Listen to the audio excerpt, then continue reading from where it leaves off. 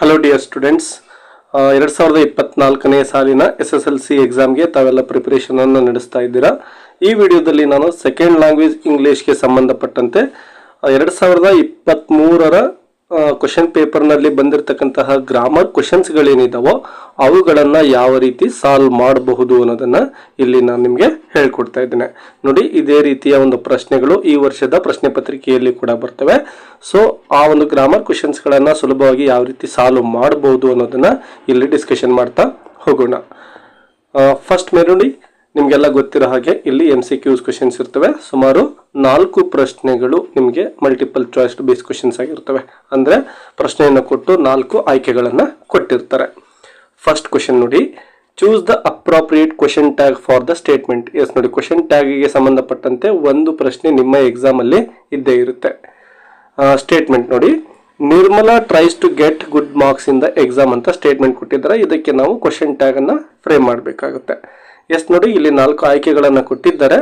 ಈ ಕೊಟ್ಟಿರೋ ಸ್ಟೇಟ್ಮೆಂಟ್ ನಲ್ಲಿ ಹೆಲ್ಪಿಂಗ್ ವರ್ಬ್ ಯಾವ್ದಾದ್ರು ಇದೆನಾ ಅಂತ ನಾವು ಮೊದಲಿಗೆ ಚೆಕ್ ಮಾಡ್ತೇವೆ. ಹೆಲ್ಪಿಂಗ್ ವರ್ಬ್ಸ್ ಅಂದ್ರೆ am, is, are, was, were ಈ ತರ ಇದಾವಲ್ವಾ, ಅಂತಹ ಒಂದು ಹೆಲ್ಪಿಂಗ್ ವರ್ಬ್ ಯಾವ್ದಾದ್ರು ಇದೆಯೋ ನೋಡ್ಕೋಬೇಕು. ನೋಡಿ, ಕೊಟ್ಟಿರೋ ಸ್ಟೇಟ್ಮೆಂಟ್ ಅಲ್ಲಿ ಎಲ್ಲೂ ಕೂಡ ಹೆಲ್ಪಿಂಗ್ ವರ್ಬ್ ಇಲ್ಲ. ಸೊ ಹೆಲ್ಪಿಂಗ್ ವರ್ಬ್ ಇಲ್ಲಪ್ಪ ಅಂದ್ರೆ ಆ ಒಂದು ಸೆಂಟೆನ್ಸ್ ಅಲ್ಲಿ ಇರ್ತಕ್ಕಂತಹ ಮೇನ್ ವರ್ಬ್ ಅನ್ನ ನಾವು ನೋಡ್ಕೋಬೇಕಾಗುತ್ತೆ. ಎಸ್ ನೋಡಿ, ಟ್ರೈಸ್ ಅಂತಕ್ಕಂಥದ್ದು ಮೇನ್ ವರ್ಬ್ ಆಗಿದೆ ಮತ್ತು ಅದು ಯಾವ ಫಾರ್ಮ್ ಅಲ್ಲಿ ಇದೆ ಅಂದ್ರೆ ಪ್ರೆಸೆಂಟ್ ಫಾರ್ಮ್ ಅಲ್ಲಿ ಇದೆನೋ ಅಥವಾ ಪಾಸ್ಟ್ ಫಾರ್ಮ್ ಅಲ್ಲಿ ಇದೆನೋ ಅನ್ನೋದನ್ನು ಕೂಡ ನೋಡ್ಕೋಬೇಕು. ನೋಡಿ, ಟ್ರೈಸ್ ಅಂತ ಇದೆ, ಎಸ್ ಫಾರ್ಮ್ ಅನ್ನ ಇಲ್ಲಿ ಸೇರಿಸಿರೋದ್ರಿಂದ ನಮಗೆ ತುಂಬಾ ಸುಲಭವಾಗಿ ಗೊತ್ತಾಗುತ್ತೆ ಇದು ಸಿಂಪಲ್ ಪ್ರೆಸೆಂಟ್ ಅಂತೇಳಿ. ಸೊ ಸಿಂಪಲ್ ಪ್ರೆಸೆಂಟ್ ಇದೆ, ಟ್ರೈಸ್ ಇರೋದ್ರಿಂದ ನಾವು ಡಸ್ ಅನ್ನ ತೆಗೆದುಕೊಳ್ಬೇಕು.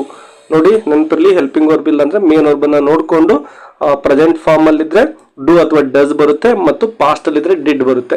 ಇಲ್ಲಿ ಟ್ರೈಸ್ ಇದೆ, ಸೊ ನಾವು ಡಸ್ ಅನ್ನ ತೆಗೆದುಕೊಳ್ತೇವೆ. ಆ ರೀತಿ ಡಸ್ ಇರ್ತಕ್ಕಂಥ ಆಯ್ಕೆಗಳಂದ್ರೆ 2 ಇದಾವೆ ನೋಡಿ, ಆಪ್ಷನ್ ಎ ಮತ್ತು ಆಪ್ಷನ್ ಸಿ, ಇವೆರಡು ಕೂಡ ಡಸ್ ಇದಾವೆ. ಆದ್ರೆ ನೋಡಿ, ಕೊಟ್ಟಿರೋ ಸ್ಟೇಟ್ಮೆಂಟ್ ಪಾಸಿಟಿವ್ ಸ್ಟೇಟ್ಮೆಂಟ್ ಆಗಿದೆ. ಅಂದ್ರೆ ಎಲ್ಲೂ ಕೂಡ ನೋ ಅಥವಾ ನಾಟ್ ಅಂತಕ್ಕಂತಹ ನೆಗೆಟಿವ್ ವರ್ಡ್ ಬಂದಿಲ್ಲ. ಈ ರೀತಿ ಬರಲಿಲ್ಲ ಅಂದ್ರೆ ನಾವು ಕ್ವಶನ್ ಟ್ಯಾಗ್ ಅನ್ನ ನೆಗೆಟಿವ್ ಆಗಿ ಮಾಡಬೇಕಾಗುತ್ತೆ. ಸೊ ಡಸಂಟ್, ನಾಟ್ ಅನ್ನ ಇಲ್ಲಿ ಸೇರಿಸಲಾಗಿದೆ ನೋಡಿ ಕ್ವಶನ್ ಟ್ಯಾಗ್ ಅಲ್ಲಿ. ಆಪ್ಷನ್ ಸಿ ಏನಿದೆನೋ ಇದು ಸರಿಯಾದಂತಹ ಆಯ್ಕೆ ಆಗುತ್ತೆ, ಡಸಂಟ್ ಶಿ ಅಂತೇಳಿ. ಈ ರೀತಿ ನೀವು ಕ್ವಶನ್ ಟ್ಯಾಗ್ ನ ಕ್ವಶನ್ ಅನ್ನು ಸಾಲ್ವ್ ಮಾಡಬಹುದು. ಇನ್ನು ಸೆಕೆಂಡ್ ಕ್ವಶನ್ ನೋಡಿ, read the given conversation and choose the language function for the underlined sentence ಅಂತ ಇದೆ. ನಾನು ಡೈರೆಕ್ಟ್ ಆಗಿ ಅಂಡರ್ಲೈನ್ ಮಾಡಿರ್ತಕ್ಕಂತಹ ಒಂದು ಸೆಂಟೆನ್ಸ್ ಅನ್ನು ನೋಡ್ತಾ ಇದ್ದೆ ನೋಡಿ. Shall I drop you to the hospital, ನಾನು ನಿನ್ನನ್ನು ಹಾಸ್ಪಿಟಲ್ಗೆ ಡ್ರಾಪ್ ಮಾಡಲಾ ಅಂತ ಕೇಳ್ತಾ ಇರ್ತಕ್ಕಂತಹ ಸ್ಟೇಟ್ಮೆಂಟ್. ಆಯ್ಕೆಗಳನ್ನು ನೋಡಿ, ಅಗ್ರೀಯಿಂಗ್ ಇದೆ, ಆಫರಿಂಗ್ ಹೆಲ್ಪ್ ಇದೆ, ರಿಕ್ವೆಸ್ಟಿಂಗ್ ಇದೆ, ಸೀಕಿಂಗ್ ಡೈರೆಕ್ಷನ್ ಇದೆ. ಎಸ್ ನೋಡಿ, ನಾನು ನಿನ್ನನ್ನು ಹಾಸ್ಪಿಟ್ಲಿಗೆ ಡ್ರಾಪ್ ಮಾಡಲಾ ಅಂದ್ರೆ ಅದೊಂದು ಆಫರಿಂಗ್ ಹೆಲ್ಪ್ ಆಗಿರುತ್ತೆ. ಯಾಕೆಂದ್ರೆ ಹಾಸ್ಪಿಟ್ಲಿಗೆ ಡ್ರಾಪ್ ಮಾಡ್ತೀನಿ ಅಂತ ಹೇಳಿ ಹೆಲ್ಪ್ ಮಾಡಲಿಕ್ಕೆ ಕೇಳ್ತಾ ಇದ್ದಾರೆ. So offering help. ಇನ್ನು next question number 3, read the given conversation and fill in the blank choosing the most appropriate words ಅಂತ ಇದೆ. ಎಸ್ ನೋಡಿ, ಇದು ಕಂಡೀಷನಲ್ ಸೆಂಟೆನ್ಸ್ಗೆ ಸಂಬಂಧಪಟ್ಟಂತಹ ಒಂದು ಕ್ವಶನ್ ಆಗಿರುತ್ತೆ. ಇಲ್ಲಿ ಕೆಳಗಡೆ ನೋಡಿ, ಲಾಸ್ಟ್ ಸೆಂಟೆನ್ಸ್ ಅನ್ನು ನಾನು ಓದ್ತಾ ಇದ್ದೇನೆ. Chandan, if you had gone to the bus station at 11 AM you dash missed the bus. Yes Chandan, ನೀನೇನಾದ್ರೂ 10 ಗಂಟೆಗೆ ಬಸ್ ಸ್ಟ್ಯಾಂಡ್ಗೆ ಹೋಗಿದ್ರೆ, ಬಸ್ ಸ್ಟೇಷನ್ಗೆ ಹೋಗಿದ್ರೆ, you dash missed the bus, ನೀನು ಬಸ್ ಅನ್ನ ಮಿಸ್ ಮಾಡ್ಕೊಳ್ತಾ ಇರಲಿಲ್ಲ ಅಂತೇಳಿ ಬರಬೇಕಾಗುತ್ತೆ. ಸೊ ನೋಡಿ, ಈ ರೀತಿಯ ಪ್ರಶ್ನೆಯನ್ನು ಕೊಟ್ಟಾಗ ಮೋಸ್ಟ್ ಪ್ರಾಬಬ್ಲಿ ಆಯ್ಕೆಗಳು ವುಡ್ ಹ್ಯಾವ್ ಅಥವಾ ವುಡಂಟ್ ಹ್ಯಾವ್ ಬರ್ತವೆ. ನೋಡಿ, ಇಲ್ಲಿ ವುಡ್ ಹ್ಯಾವ್ ಇದೆ ಆಪ್ಷನ್ ಬಿ ಇಲ್ಲಿ ಮತ್ತು ಆಪ್ಷನ್ ಡಿ ಇಲ್ಲಿ ವುಡಂಟ್ ಹ್ಯಾವ್ ಇದೆ. ನಮ್ಗೆ ಏನಾಗಬೇಕಾಗಿತ್ತು, ಬಸ್ ಅನ್ನ ಮಿಸ್ ಮಾಡ್ಕೊಳ್ತಾ ಇರಲಿಲ್ಲ, ಇಲ್ಲ ಅಂತಕ್ಕಂತಹ ನೆಗೆಟಿವ್ ವರ್ಡ್ ಇರುತ್ತೆ. ಸೊ ನಾಟ್ ಅನ್ನೋದು ಬರಲೇಬೇಕಾಗುತ್ತೆ, ವುಡಂಟ್ ಹ್ಯಾವ್. ಎಸ್ ನೋಡಿ, ನಿಮ್ಮ ಒಂದು ಪ್ರಶ್ನೆ ಪತ್ರಿಕೆಯಲ್ಲಿ ಬಂದಿರತಕ್ಕಂತಹ ಕ್ವಶನ್ ವುಡ್ ಹ್ಯಾವ್ ಆದ್ರೂ ಆಗುತ್ತೆ, ಇಲ್ಲ ವುಡಂಟ್ ಹ್ಯಾವ್ ಆದ್ರೂ ಆಗುತ್ತೆ. ಇವೆರಡರಲ್ಲೇ ನೀವು ಆಯ್ಕೆಯನ್ನ ಹುಡುಕ್ಬೇಕಾಗುತ್ತೆ. ಇದೊಂದು ಸಿಂಪಲ್ ಆಗಿರ್ತಕ್ಕಂತಹ ಟ್ರಿಕ್ ಆಗಿದೆ. ಇನ್ನು ಫೋರ್ತ್ ಕ್ವಶನ್ ನೋಡಿ, read the following and choose the infinitive. Yes, infinitive ಕೂಡ ನಿಮಗೆ ತುಂಬಾನೇ ಸುಲಭ ಅಂತ ಅನ್ಕೊಳ್ತೇನೆ. ಯಾಕೆಂದ್ರೆ ಇನ್ಫಿನಿಟಿವ್ ಕಂಡುಹಿಡಬೇಕಪ್ಪ ಅಂದ್ರೆ ನೋಡಿ, ಟು ಪ್ಲಸ್ ವರ್ಬ್ ಇರಬೇಕಾಗುತ್ತೆ.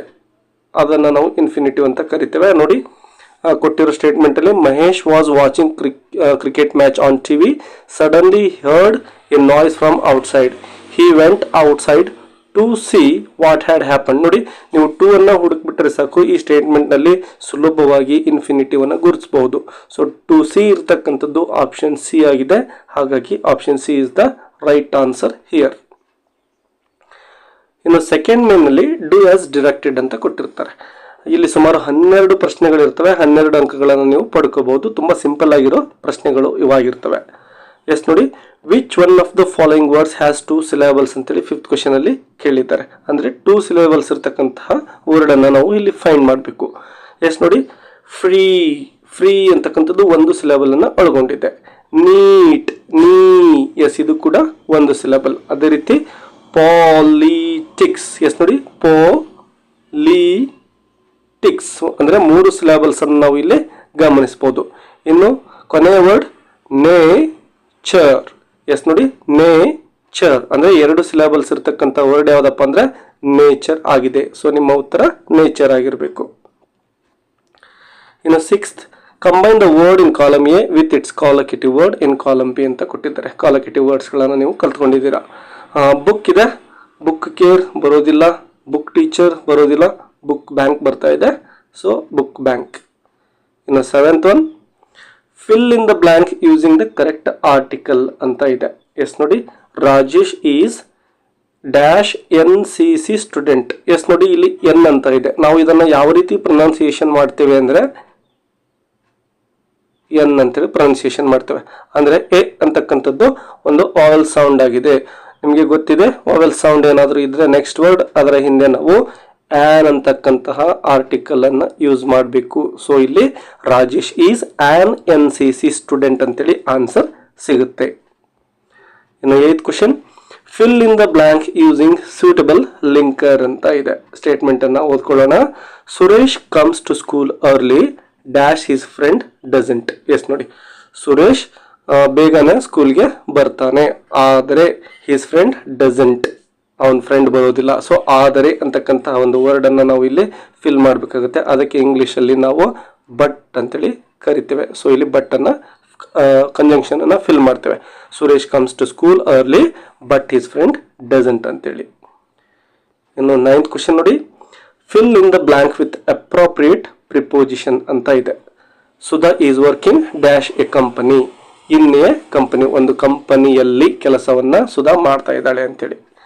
10th question, fill in the blank with appropriate tense form of the verb given in brackets. Yes ಇಲ್ಲಿ ನೋಡಿ, ಬ್ರಾಕೆಟ್ ಅಲ್ಲಿ ರೈಟ್ ಅಂತಕ್ಕಂಥ ಒಂದು ವರ್ಬ್ ಅನ್ನ ಕೊಟ್ಟಿದ್ದಾರೆ. ಅದರ ಕರೆಕ್ಟ್ ಫಾರ್ಮ್ ಅನ್ನ ನಾವು ಇಲ್ಲಿ ಬ್ಲಾಂಕ್ ಅಲ್ಲಿ ಫಿಲ್ ಮಾಡಬೇಕು. ಸ್ಟೇಟ್ಮೆಂಟ್ ನೋಡಿ, Sneha dash short stories to the periodicals regularly. Yes ನೋಡಿ, ಇಲ್ಲಿ ಕೊನೆಗೆ ಇರ್ತಕ್ಕಂತಹ ರೆಗ್ಯುಲರ್ಲಿ ಅಂತಕ್ಕಂಥ ವರ್ಡ್ ಏನಿದೆನೋ ಇದು ತುಂಬಾನೇ ಇಂಪಾರ್ಟೆಂಟ್ ಆಗುತ್ತೆ ನಮಗೆ. ಯಾಕೆಂದ್ರೆ ನೋಡಿ, ಈ ಒಂದು ಸ್ಟೇಟ್ಮೆಂಟ್ ಏನಿದೆನೋ ಇದು ಸಿಂಪಲ್ ಪ್ರೆಸೆಂಟ್ ಟೆನ್ಸ್ ಅಲ್ಲಿ ಇದೆ ಅಂತೇಳಿ ಈ ರೆಗ್ಯುಲರ್ಲಿ ಅಂತಕ್ಕಂಥ ಒಂದು ವರ್ಡ್ ನಮಗೆ ತೋರಿಸಿಕೊಡುತ್ತೆ.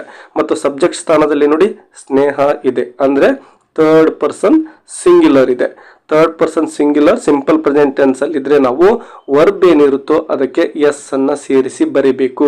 ಸೊ ರೈಟ್ ಇರೋದನ್ನ ಇಲ್ಲಿ ನಾವು ರೈಟ್ಸ್ ಅಂತೇಳಿ ಬರಿಬೇಕಾಗುತ್ತೆ.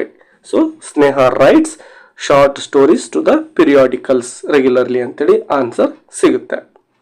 ಇನ್ನು 11th ಕ್ವಶನ್ ನೋಡಿ, identify the part of speech of the underlined word. The stories are told interestingly ಅಂತ ಸ್ಟೇಟ್ಮೆಂಟ್ ಅನ್ನ ಕೊಡಲಾಗಿದೆ. ಇಲ್ಲಿ ಇಂಟ್ರೆಸ್ಟಿಂಗ್ಲಿ ಅಂತಕ್ಕಂಥದ್ದು ಪಾರ್ಟ್ಸ್ ಆಫ್ ಸ್ಪೀಚ್ ಅಲ್ಲಿ ಏನು ಅಂತ ಕೇಳಿದ್ದಾರೆ.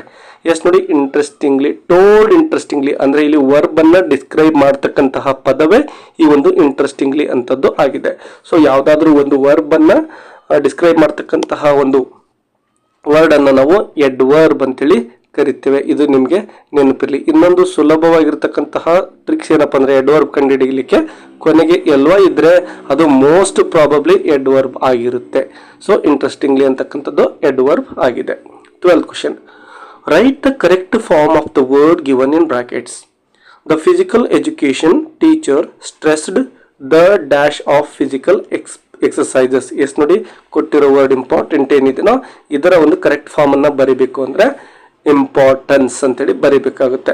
The physical education teacher stressed the importance of physical exercises ಅಂತ ಆನ್ಸರ್ ಆಗುತ್ತೆ. ಇನ್ನು ಮುಂದಿನ ಪ್ರಶ್ನೆ, use the word pay as verb in a sentence ಅಂತ ಇದೆ. ಅಂದ್ರೆ ಇಲ್ಲಿ ಪೇ ಅಂತಕ್ಕಂತಹ ಒಂದು ವರ್ಡ್ ಅನ್ನ ನಾವು ವರ್ಬ್ ಆಗಿ ಯೂಸ್ ಮಾಡಬೇಕು. ಒಂದೆರಡು ಎಕ್ಸಾಂಪಲ್ ನಾನು ನಿಮಗೆ ಹೇಳ್ತೇನೆ. I am paying the electricity bill. ನೋಡಿ, I am paying the electricity bill ಅಂತೇಳಿ.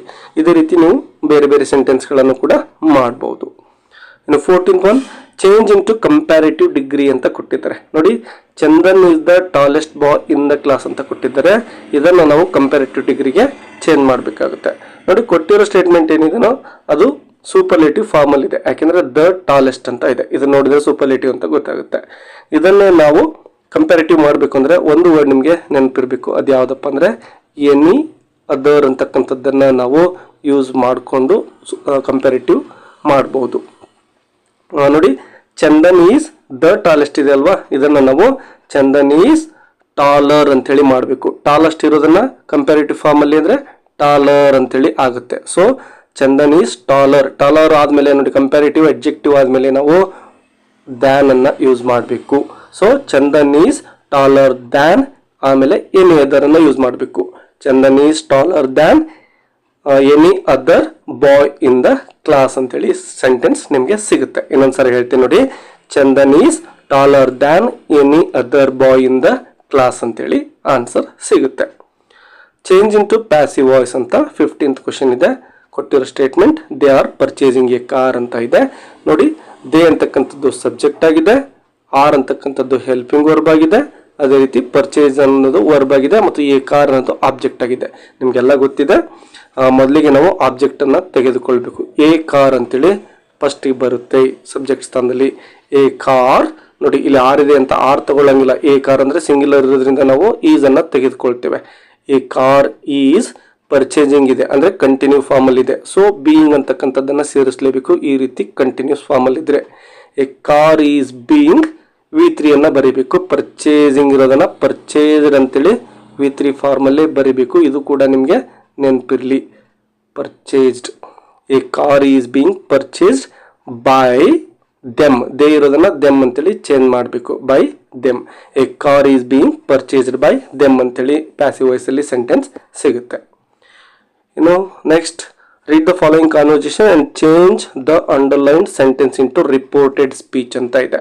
ಇಲ್ಲಿ ಅಂಡರ್ಲೈನ್ ಮಾಡಿರ್ತಕ್ಕಂತಹ ವರ್ಡ್ಸ್ ನೋಡಿ, I am not feeling well ಅಂತ ಇದೆ. ಸೊ ಇದನ್ನು ನಾವು ಇಂಡೈರೆಕ್ಟ್ ಸ್ಪೀಚ್ಗೆ ಚೇಂಜ್ ಮಾಡಬೇಕು. ಕುಸುಮ ಟೋಲ್ಡ್ ಪವಿತ್ರ ದಟ್ ಅಂತ ಬರೆದ್ಬಿಟ್ಟು ನೋಡಿ, ಐ ಇರೋದನ್ನ ಶಿ ಅಂತೇಳಿ ಚೇಂಜ್ ಮಾಡ್ತಾ ಇದೀವಿ ಪ್ರೊನೌನ್ ಫಾರ್ಮ್ಗೆ. ಶಿ ಯಾಮ್ ಇರೋದನ್ನ ಪಾಸ್ಟ್ ಟೆನ್ಸ್ ಫಾರ್ಮ್ಗೆ ಬರಿಬೇಕು. She was not feeling well ಅನ್ನೋದನ್ನ ಆಸ್ ಇಟ್ ಈಸ್ ಹಾಗೇನೆ ಬರಿಬೇಕು. ಸೊ ಆನ್ಸರ್ ಏನಾಗುತ್ತೆ, Kusuma told Pavitra that she was not feeling well ಅಂತೇಳಿ. ಇನ್ನು ಮುಂದಿನ ಪ್ರಶ್ನೆ, the following paragraph has 2 errors, edit the paragraph and rewrite it in the answer book ಅಂತ ಇದೆ. ಅಂದರೆ ಇಲ್ಲಿ ಏನು ಸೆಂಟೆನ್ಸ್ಗಳನ್ನು ಕೊಟ್ಟಿದ್ದಾರೋ ಅವುಗಳಲ್ಲಿ 2 ಮಿಸ್ಟೇಕ್ಸ್ಗಳಿರ್ತವೆ. ಯಾವ ಮಿಸ್ಟೇಕ್ ಅಂತ ಅವರೇ ಹೇಳಿರ್ತಾರೆ, ಅವುಗಳನ್ನು ನೀವು ಫೈಂಡ್ ಮಾಡಬೇಕು. ವರ್ಬಲ್ ಮಿಸ್ಟೇಕ್ ಇದೆ ಮತ್ತು ಎಡ್ವರ್ಬಿಯಲ್ ಮಿಸ್ಟೇಕ್ ಇದೆ. ಸೆಂಟೆನ್ಸ್ನ ನೋಡೋಣ. Narendra pass the entrance exam in the first division. He joined missionary college but sudden he changed the college ಅಂತ ಇದೆ. ಎಸ್ ನೋಡಿ, ಎಸ್ ಇಲ್ಲಿ ನೋಡಿ, ಮೊದಲನೇದಾಗಿ ವರ್ಬಲ್ ಮಿಸ್ಟೇಕ್ ಅನ್ನ ಎಲ್ಲಿ ಕಂಡುಹಿಡಿಬಹುದು ಅಂದ್ರೆ ನಾವು ಪಾಸ್ ಇದೆ ನೋಡಿ, ಇದನ್ನ ಪಾಸ್ಡ್ ಅಂತೇಳಿ ಚೇಂಜ್ ಮಾಡಬೇಕು. ಯಾಕಂದ್ರೆ ಕೊಟ್ಟಿರೋ ಸ್ಟೇಟ್ಮೆಂಟ್ ಪಾಸ್ಟ್ ಟೆನ್ಸ್ ಅಲ್ಲಿ ಇರಬೇಕಾಗುತ್ತೆ. Narendra passed the entrance exam ಅಂತೇಳಿ. ಇನ್ನು ಎಡ್ವರ್ಬಿಯಲ್ ಮಿಸ್ಟೇಕ್ ನೋಡಿ, ಸಡನ್ ಇದೆ ಅಲ್ವಾ ಇಲ್ಲಿ. ಸಡನ್ ಅನ್ನು ನಾವು ಸಡನ್ಲಿ ಮೊದಲಿಗೆ ಆಲ್ರೆಡಿ ಡಿಸ್ಕಷನ್ ಮಾಡಿದ್ವಿ. LY ಅನ್ನ ಸೇರಿಸೋದ್ರಿಂದ ವರ್ಡ್ಸ್ಗಳು ಏನಾಗ್ತವೆ, ಎಡ್ವರ್ಬ್ಗಳಾಗಿ ಚೇಂಜ್ ಆಗ್ತವೆ ಅನೇಕ ವರ್ಡ್ಸ್ಗಳು ಅಂತೇಳಿ. ಸೊ ಸಡನ್ಲಿ ಅಂತೇಳಿ ಆಗುತ್ತೆ.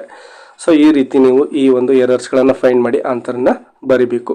ಎಸ್ ಡಿ ಎಸ್ ಸ್ಟೂಡೆಂಟ್ಸ್, ಈ ವಿಡಿಯೋ ನಿಮಗೆ ಗ್ರಾಮರ್ ಟಾಪಿಕ್ಗಳನ್ನು ಕಲೀಲಿಕ್ಕೆ ಹೆಲ್ಪ್ ಆಗುತ್ತೆ ಅಂತ ಅಂದ್ಕೊಂಡಿದ್ದೇನೆ. ನಿಮ್ಮ ಗ್ರಾಮರ್ ಕ್ವಶನ್ಸ್ಗಳೇನಿರ್ತವೋ ಅವುಗಳನ್ನು ನೀವು ಈ ರೀತಿ ಸಾಲ್ವ್ ಮಾಡಬೇಕು. ಎಸ್, ಮತ್ತೊಂದಿಷ್ಟು ಕ್ವಶನ್ಸ್ಗಳೊಂದಿಗೆ ಸಿಗೋಣ. ಅಲ್ಲಿವರೆಗೂ take care and keep learning. Bye bye.